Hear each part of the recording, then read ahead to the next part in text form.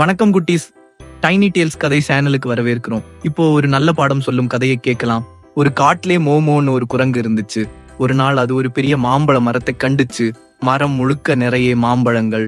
அப்போ ஒரு சிறிய பறவை வந்துச்சு. மோமோ, எனக்கு ஒரு மாம்பழம் தரலாமா கேட்டுச்சு. மோமோ சொன்னது என்ன தெரியுமா? இது எல்லாமே என்னோடது தான்டா, நீ போ கத்தி அனுப்பிட்டான். அடுத்த நாள் மரத்துல ஒரு மாம்பழமும் இல்ல. மரம் வாடி போயிருந்தது.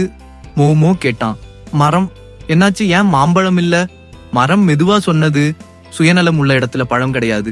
மோமோ ரொம்ப வருத்தப்பட்டான். நான் தவறு பண்ணிட்டேன்னு பறவையிடம் மன்னிப்பு கேட்டான். இனிமேல் நான் எல்லாரோடும் பகிர்ந்துக்கிறேன் சொன்னான்.